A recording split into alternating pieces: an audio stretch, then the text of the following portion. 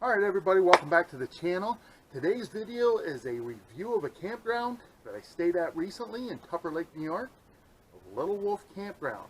I'll tell you the pros and cons of this place, so follow along.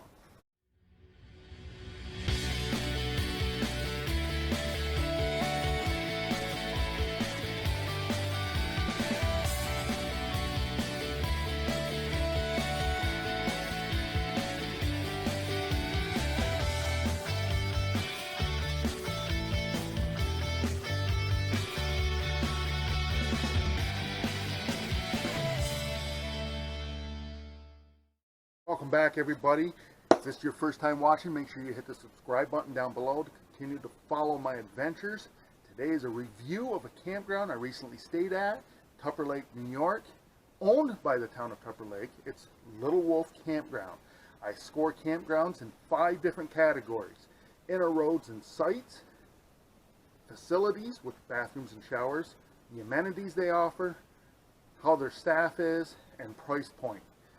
They each get a 0 to 10 for a total of 50 points, 0 being the worst, 10 being the best. And whatever the average of those 5 is, at the end is what the score is for the campground. 0 to 3 is poor, 3.1 to 6 is fair, 6.1 to 8 is a good, and 8.1 and above is very good. So let's get to it.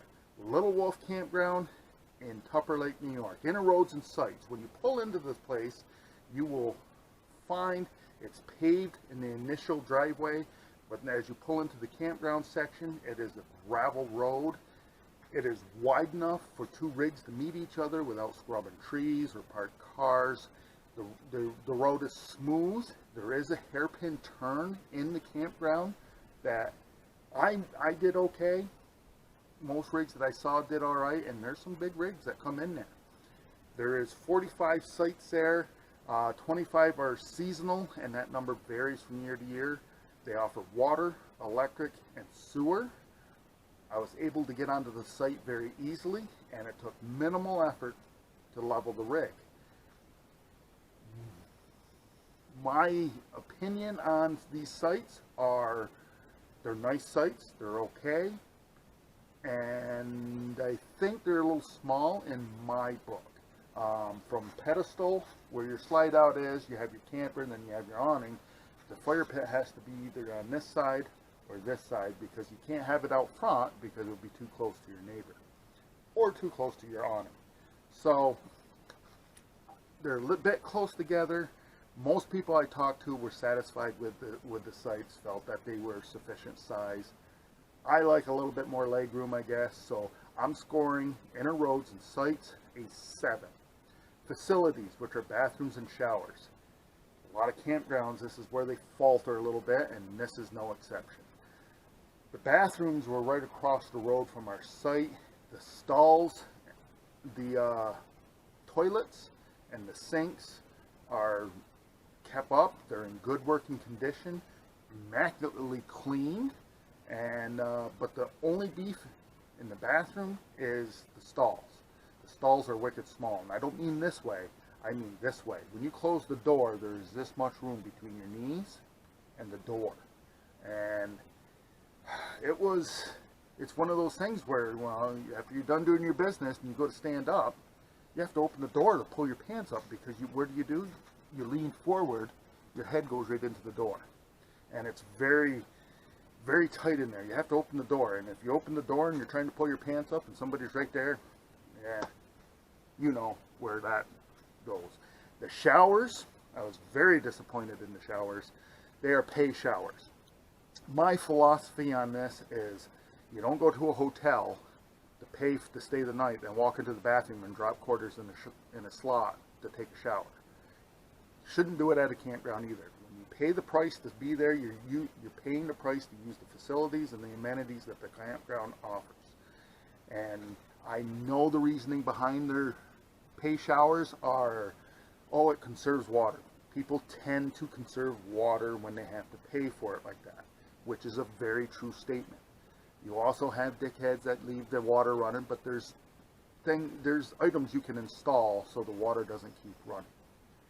To me, that's a turnoff. But that wasn't only it for the showers. The showers looked clean. They had 2 hooks and a bench, and you know I like the 4 hooks, but they smelled moldy or mildewy. I don't think the ventilation system is working all that well in these showers. Each shower I opened up smelled like mold or mildewy. So there's plenty of hot water. My beef is that they smell like mold. You have to pay for the shower, and the bathroom stalls are small.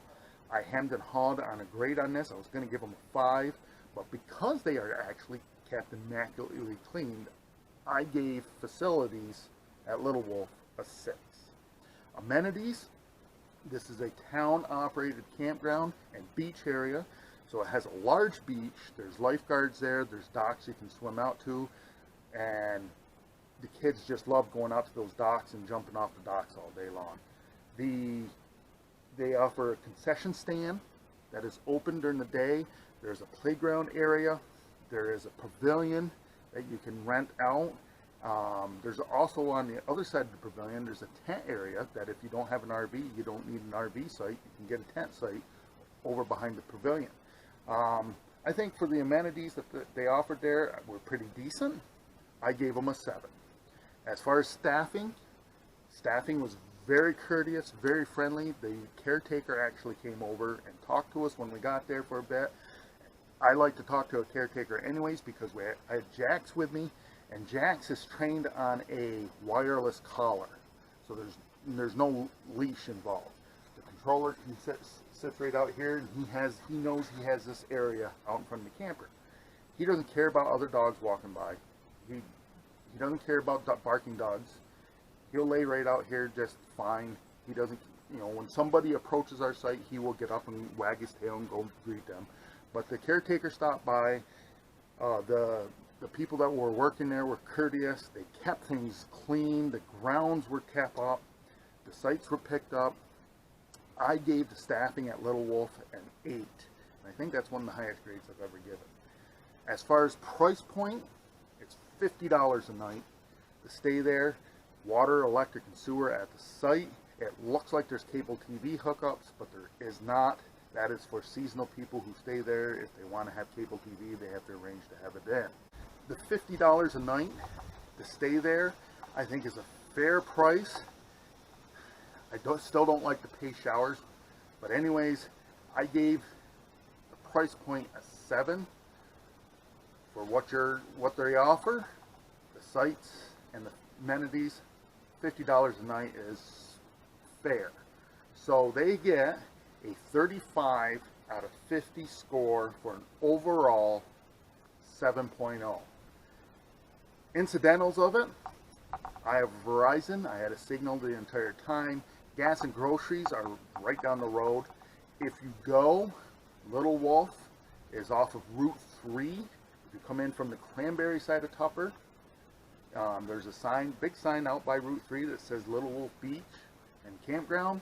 It has an arrow. It's 1 mile. You drive down that road until you see this sign here, and then you're at the campground. So overall, Little Wolf was a good, decent campground. They can do tremendous improvements to the showers, and I know you won't change the philosophy on the pay showers, but tell the town board that if they go to a hotel and you walk into the bathroom and there's a 4 quarters that you got to put in and take a shower, would they be happy? No, they probably wouldn't. They would say, I'm paying for this and built into the room, just like we're paying it built in for the site. But that's a review. Little Wolf Campground, Tupper Lake, New York. All right, folks, you watched all the way through. Thanks for that. If you liked the video, make sure to give me a thumbs up. If you haven't subscribed, click the subscribe button down below. Continue to follow the adventure. And remember, folks, tomorrow is no guarantee for any one of us. So disconnect from that Wi-Fi, connect to this out here. You won't be disappointed.